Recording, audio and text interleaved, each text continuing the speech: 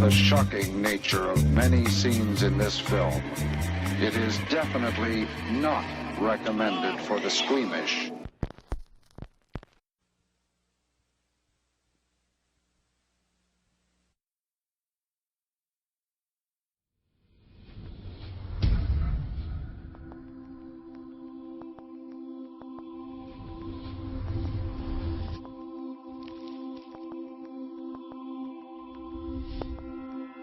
Yo, welcome to Ralph Reads, brought to you by TURN, the United Ronin Networks. My name is Ralph Anthony Garcia, also known as R4. Please like, share, comment, and subscribe to United Ronin Networks. We are Ronin. On this edition of Ralph Reads, this would be the final volume to our 3-part miniseries of my rendition of Pulp Fiction, written by Roger Avary and Quentin Tarantino. And now, let the reading commence. Title card: Jules, Vincent, Jimmy, and the Wolf. Title disappears. Over black, we can hear in the distance men talking. Fade up to the interior of the bathroom during the day. We're in the bathroom of the Hollywood apartment we were in earlier. In fact, we were there exactly the same time, except this time, we're in the bathroom with the fourth man. The fourth man is pacing around the small room, listening hard to what's being said on the other side of the door, tightly clutching his huge silver .357 Magnum. And I will strike down upon thee with great vengeance and furious anger those who attempt to poison and destroy my brothers. And you will know my name is the Lord when I lay my vengeance upon thee. The fourth man freaks out as he hears shot after shot after shot. He throws himself against the back wall, gun outstretched in front of him, a look of yellow fear on his face, ready to blow in half anybody fool enough to stick their head through that door. Then he listens to them talk. Friend of yours? Yeah, Marvin, Vincent Marvin. Waiting for them isn't the smartest move. Bursting out of the door and blowing them all away while they're fucking around is the way to go. The bathroom door bursts open, and the fourth man charges out, silver magnum raised, firing 6 booming shots from his gun. Die, die, die, die, die! Dolly into the fourth man, same as before. He screams until he's dry firing. Then a look of confusion crosses his face. 2-shot, Jules and Vincent, standing next to each other unharmed. Amazing as it seems, none of the fourth man's shots appeared to have hit anybody. Jules and Vincent exchange looks like, are we hit? They're as confused as the shooter. After looking at each other, they bring their looks up to the fourth man. The fourth man is taken out of the scenario by the 2 men's bullets, who, unlike his, hit their marks. He drops dead. The 2 men lower their guns. Jules, obviously shaken, sits down in a chair. Vincent, after a moment of respect, shrugs it off, then heads toward Marvin in the corner. Why the fuck didn't you tell us about that guy in the bathroom? Slip your mind? Forget he was in there with a goddamn hand cannon? We should be fucking dead right now. Did you see that gun he fired at us? It was bigger than him. .357. We should be fucking dead. Yeah, we were lucky. Jules rises, moving toward Vincent. That shit wasn't luck. That shit was something else. Vincent prepares to leave. Yeah, maybe. That was divine intervention. Do you know what divine intervention is? Yeah, I think so. That means God came down from heaven and stopped the bullets? Yeah, man, that's exactly what it means. God came down from heaven and stopped these motherfucking bullets.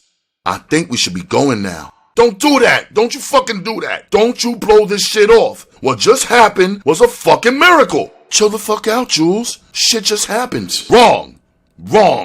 This shit doesn't just happen. Do you want to continue this theological discussion in the car or at the jailhouse with the cops? We should be fucking dead, my friend. We just witnessed a fucking miracle, and I want you to fucking acknowledge it. Okay, man. Okay, it was a miracle. Can we go now? Cut to the exterior of the Hollywood apartment building. The Chevy Nova propels itself into traffic. The interior of the Chevy Nova, Jules is behind the wheel, Vincent in the passenger seat, and Marvin in the back. Ever seen that show, Cops? I was watching it once, and this cop was talking about how he got into it with this guy. A gunfight, him and this guy. They didn't hit anything. It's freaky, but it happens. You want to play blind man, then go walk with the shepherd. But me, my eyes are wide fucking open. What the fuck does that even mean? That's it for me. From here on in, you can consider my ass retired. Jesus Christ, don't blaspheme. God damn it, Jules. I said don't do that. You're fucking freaking out, man. I'm telling Marcellus today, I'm through. And while you at it, be sure to tell him why. Don't worry, I will. I'll bet you $10,000 he laughs his ass off. I don't give a damn if he does. Vincent turns to the back seat with the .45 casually in his grip. Now, Marvin, what do you make of all this? I don't even have an opinion. Well, you gotta have an opinion. Do you think God came down from heaven and stopped the bullets? Vincent's .45 goes bang. Marvin is hit in the upper chest below the throat. He gurgles blood and shakes. What the fuck was that? Oh man, I accidentally shot Marvin in the throat. Why the fuck did you do that? I didn't mean to do it. I said it was an accident. Man, I've seen a lot of crazy shit in my time, man. Chill out, man. It was an accident, okay? You must have hit a bump or something and the gun went off. The car didn't hit no motherfucking bump. The fuck was you doing with a gun in your hand anyway? Look, I ain't mean to shoot the son of a bitch. The gun just went off. Don't ask me how. Look at this mess! We're driving around in the city in broad daylight over here! I know, I wasn't thinking about the splatter. Well, you better be thinking about it now, motherfucker! We gotta get this shit off the road! Cops tend to know this shit like you're driving a car drenched in fucking blood! Can't we just take it to a friendly place? This is the valley, Vincent! Marcellus ain't got no friendly places in the valley! Well, this ain't my fucking town, man! Shit! Jules takes out his cellular phone and starts punching digits. Who you calling? A buddy of mine in Toluca Lake. Where's Toluca Lake? On the other side of the hill by Burbank Studios. If Jimmy's ass ain't home, I don't know what the fuck we're gonna do. I ain't got no other partners in 818. Jimmy, how you doing, man? It's Jules. Listen up, man. Me and my homeboy are in some serious shit. We're in the car and we gotta get off the road pronto. I need to use your garage for a couple of hours. Cut to the interior of Jimmy's bathroom. Jules is bent over a sink washing his bloody hands while Vincent stands behind him. We gotta be real fucking delicate with this Jimmy situation. He's one remark away from kicking our asses out the door. If he kicks us out, what do we do? Well, we ain't leaving till we make a couple phone calls, but I never wanted to reach that pitch. Jimmy's my friend, and you don't bust in your friend's house and start telling him what's what. Jules rises and dries his hands. Vincent takes his place at the sink. Just tell him not to be abusive. He kind of freaked out back there when he saw Marvin. Well, put yourself in his position. It's 8 o'clock in the morning. He just woke up. He wasn't prepared for this shit. Don't forget who's doing who a favor over here. Vincent finishes, then dries his hands on a white towel. If the price of that favor is I gotta take shit from him, he can stick that favor straight up his ass. When Vincent is finished drying his hands, the towel is stained with red. Man, fuck, nigga, what the fuck did you just do to his towel? I was just drying my hands. You supposed to wash them first. You watched me wash them. I watched you get them wet. I washed them, man. Blood's real hard to get off. Maybe I have some Lifebuoy or lava or something. I could have done a better job. I used the same soap you did, and when I dried my hands, the towel didn't look like a fucking maxi pad. Look, at shit like this, it's gonna bring the situation to a head, man. Look. I ain't threatening you or nothing, alright? I respect you and all. But just don't put me in these positions. Jules, you ask me nice like that? No problem. Go ahead, he's your friend. You handle him. Cut to the interior of Jimmy's kitchen. 3 men are standing in Jimmy's kitchen, each with a mug of coffee. Jules, Vincent, and Jimmy Dimmick, a young man in his late 20s, dressed in a bathrobe. God damn, Jimmy! This is some serious gourmet shit! Me and Vincent would have been satisfied with some freeze-dried Taster's Choice. You springing this gourmet shit on us. What flavor is this? Knock it off, Julie. What? I'm not a cob of corn, so you can stop buttering me up. I don't need you to tell me how good my coffee is. I'm the one who buys it. I know how fucking good it is. When Bonnie goes shopping, she buys shit. I buy the gourmet expensive stuff because when I drink it, I want to taste it. But what's on my mind at this moment isn't the coffee in my kitchen. It's the dead nigger in my garage. Jimmy? I'm talking now. Let me ask you a question, Jules. When you drove in here, did you notice a sign out front that said dead nigger storage? Jimmy. Answer the fucking question. Did you see a sign in front of my house that said dead nigger storage? Nah, man. I didn't. You know why you didn't see that sign? Why? 'Cause storing dead niggas ain't my fucking business. Jimmy. I ain't through. Now, don't you understand that if Bonnie comes home and finds a dead body in her house, I'm gonna get divorced? No marriage counselor, no child separation. Motherfucking divorced. I don't want to get fucking divorced. The last time me and Bonnie talked about divorce, this shit was gonna be the last time me and Bonnie talked about this shit. Now, I want to help you guys out, Julie. I really do. But I ain't gonna lose my wife doing it. Jimmy. Don't fucking Jimmy me, man. I can't be Jimmied. There's nothing you can say that's gonna make me forget I love my wife, is there? Now she's working the graveyard shift at the hospital. She'll be coming home in less than an hour and a half. You wanna make some phone calls? You wanna talk to your people? Then do it! Then get the fuck out my house before she comes back. That's all we want, Jimmy. We don't want to fuck your shit up. Talking about fucking up my shit? You're fucking up my shit now! You're gonna fuck shit up big time when Bonnie comes home. There's a phone in my bedroom. I suggest you get to it. Enter the interior of Marcellus Wallace's dining room. Marcellus Wallace sits at his dining table in a big comfy robe, eating his large breakfast while talking on the phone. Well, say she comes home. What do you think she'll do? Oh, no fucking shit, she'll freak. That ain't no kind of answer.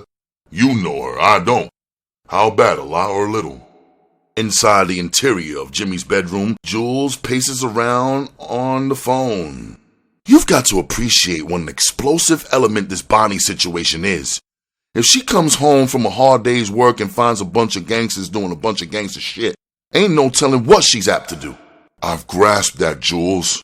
All I'm doing is contemplating the ifs. I don't want to hear no motherfucking ifs. What I want to hear from your ass is, you ain't got no problem, Jules. I'm on the motherfucker. Go back in there, chill them niggas out, and wait for the cavalry, which should be coming directly. You ain't got no problem, Jules. I'm on the motherfucker. Go back in there, chill them niggas out, and wait for the wolf, who should be coming directly. You sending the wolf? Feel better now, motherfucker. Shit, Negro. That's all you had to say. Enter the interior of the hotel suite. The camera looks through the bedroom doorway of a hotel suite into the main area. We see a crap game being played on a fancy crap table by gamblers in tuxedos and lucky ladies in fancy evening gowns. The camera pans to the right, revealing, sitting on the bed, phone in hand with his back to us, the tuxedo-clad Winston Wolf, aka The Wolf. We also see the wolf has a small notepad that he jots details in. Is she the hysterical type? When's she due? Give me the principal's names again. Jules. We see his book. The page has written on it 1265 Riverside Drive, Toluca Lake. One body equals no head. Bloody shot up car. Jules equals black. Vincent, Jimmy, Bonnie. He writes Vincent equals white. Jimmy equals house. Bonnie equals 9:30. Expect a call around 10:30. It's about 30 minutes away. I'll be there in 10. He hangs up. We never see his face. Cut to a title card over black. 9 minutes and 37 seconds later. Cut to the exterior of Jimmy's house. A silver Porsche whips the corner leading to Jimmy's home in hyperdrive. Easily doing 135 miles per hour, the Porsche stops on a dime in front of Jimmy's house. A ringed finger touches the doorbell. Jimmy opens the door. We see, standing in the doorway, the tuxedo-clad man. He looks down to his notebook, then up at Jimmy. You're Jimmy, right? This is your house. Yeah. The wolf sticks his hand out. I'm Winston Wolf. I solve problems. Good, 'cause we got one. So I heard. May I come in? Please do. In the dining room, Jules and Vincent stand up. You must be Jules, which will make you Vincent. Let's get down to brass tacks, gentlemen. If I was informed correctly, the clock is ticking. Is that right, Jimmy? Oh, 100%. Your wife, Bonnie, referring to his pad, comes home at 9:30 in the a.m. Is that correct? Absolutely right. I was led to believe if she comes home and finds us here, she wouldn't appreciate it none too much. She won't at that. That gives us 40 minutes to get the fuck out of Dodge, which, if you do what I say when I say it, should be plenty. Now, you got a corpse in the car, minus a head, in the garage. Take me to it. Enter the interior of Jimmy's garage. The three men hang back as the wolf examines the car. He studies the car in silence, opening the door, looking inside, circling it. Jimmy. Yes. Do me a favor, will you? Thought I smelled some coffee in there. Would you make me a cup? Sure, how you take it? Lots of cream, lots of sugar. Jimmy exits. The wolf continues his examination.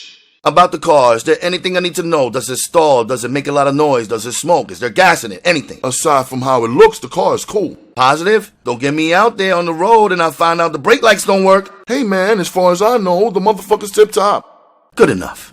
Let's go back to the kitchen. Enter the interior of the kitchen. Jimmy hands the wolf a cup of coffee. Thank you, Jimmy.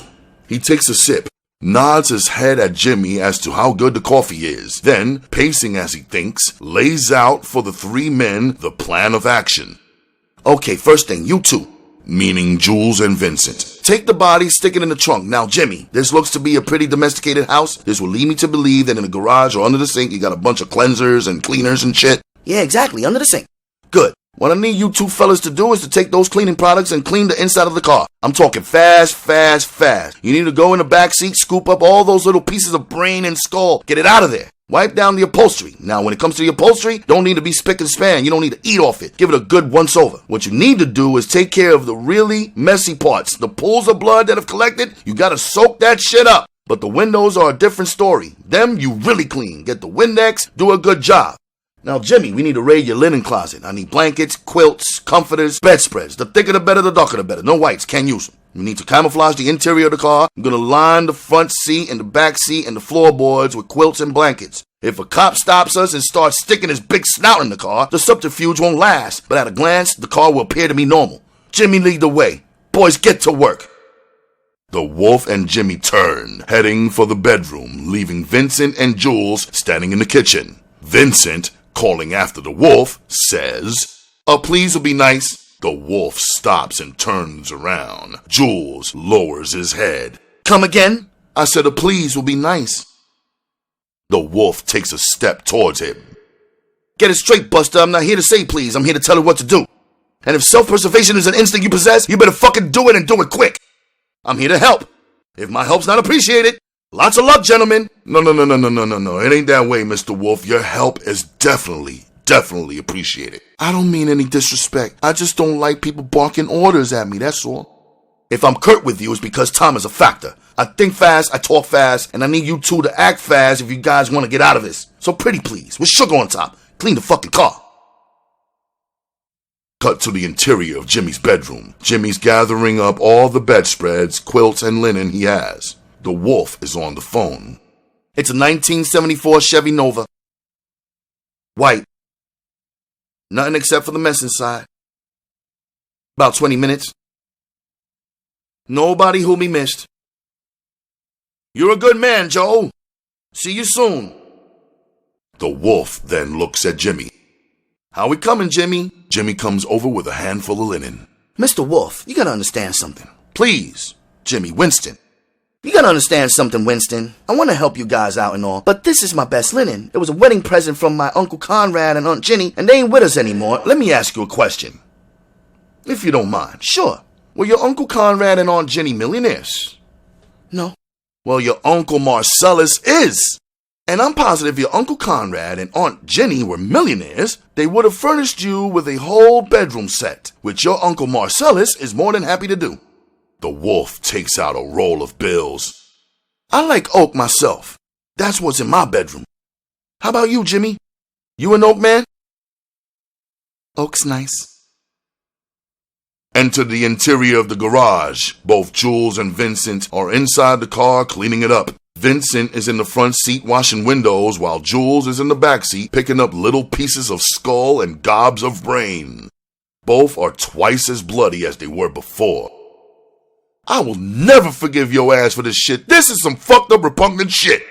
Did you ever hear the philosophy that once a man admits he's wrong, he's immediately forgiven for all wrongdoings? Man, get the fuck out of here with that shit. The motherfucker who said that shit never had to pick up itty-bitty pieces of skull with his fingers on account of your dumb ass. I got a threshold, Jules. I got a threshold, Jules. I got a threshold for all the abuse I'll take, and you're crossing it. I'm a race car, and you got me in the red. Red line 7000. That's where you are. Just know it's fucking dangerous to be driving a race car when it's in the red.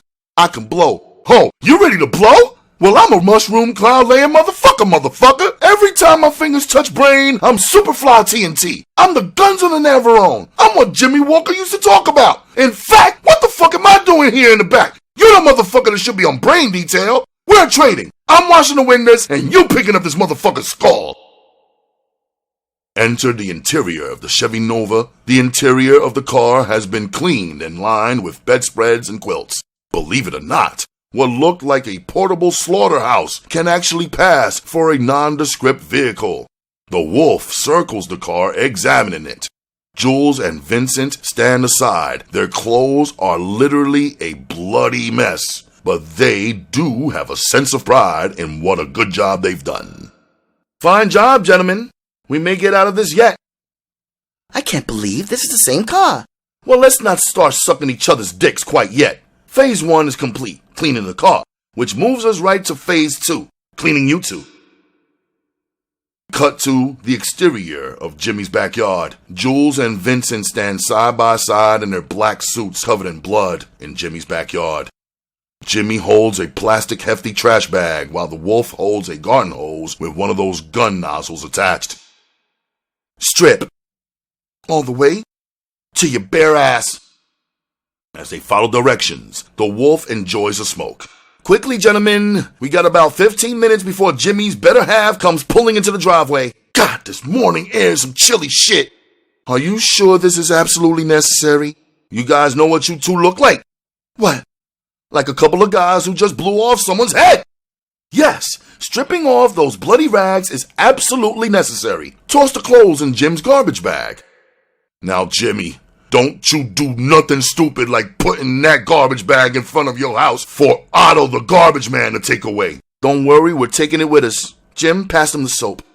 He hands the now naked men each a bar of soap. Okay, gentlemen, you've both been to county before, I'm sure. Here it comes. Wolf hits the trigger, water shoots out. God damn, that water's fucking cold! Better you than me, gentlemen. The two men, trembling, scrub themselves with the soap. Don't be afraid of the soap. Spread it around. The wolf keeps on spraying as the guys spread the soap around. The wolf finishes, hosing them down, tossing it to the ground. All right, Jimmy, towel them. Jimmy tosses them each a towel, which they rub furiously across their bodies. They're dry enough. Give them their clothes. Fade to black. Fade back up on Jules and Vincent in their t-shirts and swim trunks. They look a million miles away from the black-suited badasses we first met. Perfect! Perfect! We couldn't have planned this better. You guys look like... What do they look like, Jimmy? Dorks. They look like dorks. The wolf and Jimmy laugh. Ha ha ha, they're your clothes, motherfucker. I guess you just gotta know how to wear them. Yeah, well, our asses ain't the expert on wearing dorky shit that your ass is. Come on, gentlemen. We're laughing and joking our way into prison. Don't make me beg. Cut to the interior of Jimmy's garage. Garage bag is tossed in the car trunk on top of Marvin. The wolf slams it closed. All right, gentlemen, let's get our rules of the road straight. We're going to a place called Monster Joe's Truck and Tow. Monster Joe and his daughter Raquel are sympathetic to our dilemma. The place is North Hollywood, so a few twists and turns aside, we'll be going up Hollywood way. Now I'll drive the Tainton car. Jules, you ride with me. Vincent, you follow in my Porsche. Now, if we come across the path of any John Q. laws, nobody does a fucking thing till I do something. Wolf turns to Jules. What did I say? Don't do shit Unless. Unless what? unless you do it first. Spoken like a true prodigy. The wolf turns to Vincent. How about you, Lash LaRue? Can you keep your spurs from jingling and jangling? I'm cool, Mr. Wolf. My gun just went off, that's all. Fair enough. He throws Vince his keys. I drive real fucking fast, so keep up. If I get my car back any different than I gave it, Monster Joe's gonna be disposing of 2 bodies. Cut to the exterior of Monster Joe's truck and tow. Jules and Vincent wait by Winston's Porsche. We cool? Like it never happened. Jules and Vincent bump fists. Boys, this here's Raquel. Someday all this will be hers. Hi. You know, if they ever do I Spy the motion picture, you guys will be great. What's with the outfits? You guys going to a volleyball game or something? Winston laughs. The boys groan. I'm taking Milady out to breakfast. Maybe I could drop you 2 off. Where do you live? Redondo Beach, Inglewood. Winston pantomimes like he's in a dead zone trance. It's your future. I see. A cab ride. Sorry, guys. Move out of the sticks. Say goodbye, Raquel. Goodbye, Raquel. I see you 2 around. And stay out of trouble, you crazy kids. Winston turns to leave, but Jules says, Mr. Wolf. He turns around. It was a pleasure watching you work. The wolf smiles. Call me Winston. He turns and banters with Raquel as they get in the Porsche. You hear that, young lady? Respect. Respect for one's elders shows character. I have character. Just because you are a character doesn't mean you have character. The Porsche shoots off down the road. The 2 men, left alone, look at each other. Want to share a cab? You know I could go for some breakfast. Want to have breakfast with me? Sure. Jules and Vincent sit at a booth. In front of Vincent is a big stack of potatoes and sausages, which he eats with gusto. Jules, on the other hand, just has a cup of coffee and a muffin. He seems far away in thought. The waitress pours a refill for both of them. Hey, thanks a bunch. Vincent turns to Jules, who's nursing his coffee. Want a sausage? Nah, I don't eat pork. Are you Jewish? I ain't Jewish, man. I just don't dig on swine. Why not? They're filthy animals. I don't eat filthy animals. But bacon tastes good. Pork chops taste good. A sewer rat may taste like pumpkin pie. I'll never know it, because even if it did, I wouldn't eat the filthy motherfucker. Pigs sleep and root in their own shit. That's a filthy animal. I don't want to eat nothing that ain't got enough sense to disregard its own feces. How about dogs? Dogs eat their own feces. I don't eat dog either. Yes, but do you consider a dog to be a filthy animal? I wouldn't go so far as to call a dog filthy, but they're definitely dirty. But a dog's got personality, and personality goes a long way. So by that rationale, if a pig had a better personality, he ceases to be a filthy animal? We'd have to be talking about one charming motherfucking pig. He'd have to be the Cary Grant of pigs, just like that Arnold in Green Acres. The 2 men laugh. Good for you. Lighten up a little. You've been sitting there all quiet and stuff. I just been sitting here thinking. About what? About the miracle we just witnessed. The miracle you witnessed. I witnessed a freak occurrence. Do you know what a miracle is? An act of God? And what's an act of God? I guess it's when God makes the impossible possible. And I'm sorry, Jules, but I don't think what happened this morning qualifies. Don't you see, Vince? That shit don't matter. You're judging this thing the wrong way. It's not about what. It could be God stopped the bullets, he changed Coke into Pepsi, he found my fucking car keys. You don't judge shit like this based on merit. Whether or not what we experienced was in accordance to Hoyle miracle is insignificant. What is significant is I felt the touch of God. God got involved. But why? See, that's what's fucking with me. I don't know why, but I can't go back to sleep. So you dead serious about quitting? The life? Yeah, most definitely. Vince takes a bite of food. Jules takes a sip of coffee. In the background, Garçon, coffee! We recognize the patron to be Pumpkin from the first scene of Pumpkin and Honey Bunny. So if you're quitting the life, what will you do? That's what I've been sitting here contemplating. First, I'm going to deliver this case to Marcellus. Then, basically, I'm just going to walk the earth. What do you mean, walk the earth? You know, like Kane in Kung Fu. Just walk from town to town, meet people, get in adventures. How long do you intend to walk the earth? Until God puts me where he wants me to be. And what if he never does? If it takes forever, then I'll walk forever. So you decided to be a bum. I'll just be Jules, Vincent. No more, no less. No, Jules. You're gonna be like those pieces of shit out there who beg for change. They walk around like a bunch of funky zombies. They sleep in garbage bins, dumpsters. They eat what I throw away, and dogs piss on them. They got a word for them. They're called bums. And without a job, residence, or legal tender, that's what you're gonna fucking be, a fucking bum. Look, my friend, this is just where you and I differ. Jules, what happened was peculiar, no doubt about it. But it wasn't water into wine. All shapes and sizes, Vince. Stop fucking talking to me like that. If you find my answers frightening, Vincent, you should cease asking scary questions. I gotta take a shit. To be continued. Vincent exits for the restroom. Jules, alone, takes a mouthful of muffin, then Pumpkin and Honey Bunny rise with guns raised. Everybody be cool, this is a robbery! Any of you fucking pricks move! I'll execute every one of you motherfuckers! Got that? Jules looks up, not believing what he's seeing. Under the table, Jules's hand goes to his .45 automatic. He pulls it out, cocking it. Customer stay seated! Waitresses on the floor! Now means fucking now! Do it or die! Do it or fucking die! Like lightning, Pumpkin moves over to the kitchen while Honey Bunny screams out threats to the patrons, keeping them terrified. You Mexicans in the kitchen! Get out of here! Hasta luego! 3 cooks and 2 busboys run out of the kitchen. On the floor! On the motherfucking floor! Or I'll cook your fucking asses! Comprende? Oh, they comprende. The portly manager speaks up. I'm the manager here. There's no problem. No problem at all. Pumpkin heads his way.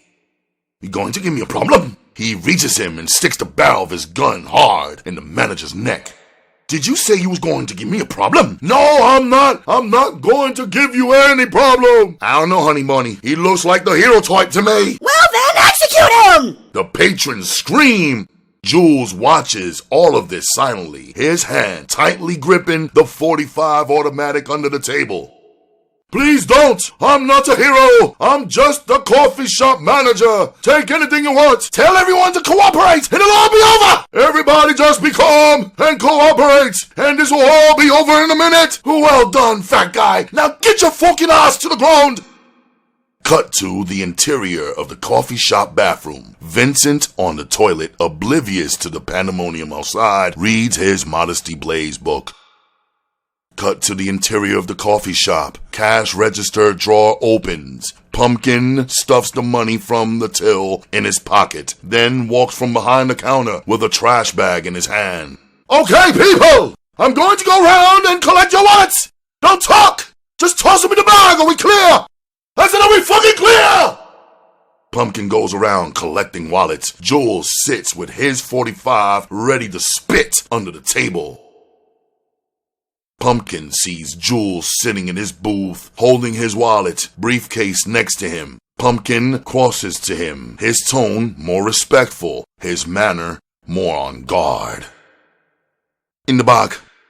Jules drops his wallet in the bag. Using his gun as a pointer, Pumpkin points to the briefcase. What's in the briefcase? My boss's dirty laundry. Your boss makes me do his laundry when he wants it clean. Sounds like a shit job. Funny, I've been thinking the same thing. Open it up.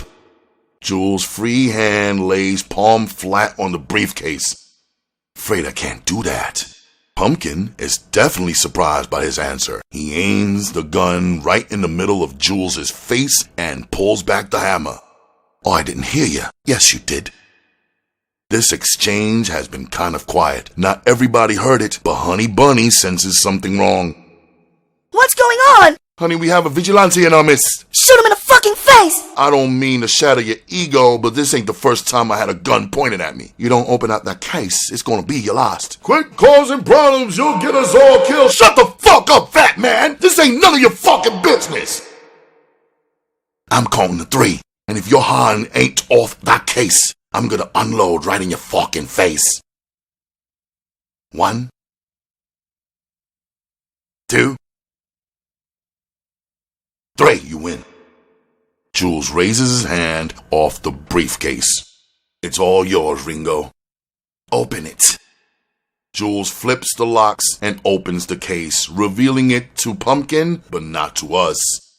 The same light shines from the case. Pumpkin's expression goes to amazement. Honey Bunny, across the room, can't see shit. What is it? Is that what I think it is? Jules nods his head yes. It's beautiful. Jules nods his head yes. God damn it, what is it? Jules slams the case closed, then sits back as if offering the case to Pumpkin. Pumpkin, one big smile, bends over to pick up the case. Like a rattlesnake, Jules' free hand grabs the wrist of Pumpkin's gun hand, slamming it on the table. His other hand comes from under the table and sticks the barrel of his .45 under Pumpkin's chin. Honey Bunny freaks out, waving her gun in Jules' direction. Let him go! Let him go! I'll blow your fucking head off! I'll fucking kill you! I'll fucking kill you! You're gonna fucking die! You're gonna fucking motherfucking die! Hi! Jules to Pumpkin. Tell that bitch to be cool! Say, bitch, be cool! You better say it! Tell that bitch be cool! Chill out, honey! Let him go! Tell her it's gonna be okay! It's gonna be okay! Promise her! Oh, promise! Tell her to chill! Chill, honey bunny! Just chill out! What's her name? Yolanda. Whenever Jules talks to Yolanda, he never looks at her, only at Pumpkin. We cool, Yolanda? We ain't gonna do anything stupid, are we? Don't you hurt him! Nobody's gonna hurt anybody! We're gonna be three little Fonzies! And what's Fonzie like? No answer. Come on, Yolanda, what's Fonzie like? Yolanda, through tears and unsure, utters, He's cool? Correctamundo! And that's what we're gonna be! We're gonna be cool. Now, Ringo, I'm gonna count to 3. And I want you to let go of your gun and lay your palms flat on the table. But when you do it cool. Are you ready? Pumpkin looks at him. 1, 2, 3. Pumpkin lets go of his gun and places both hands on the table. Yolanda can't stand it anymore.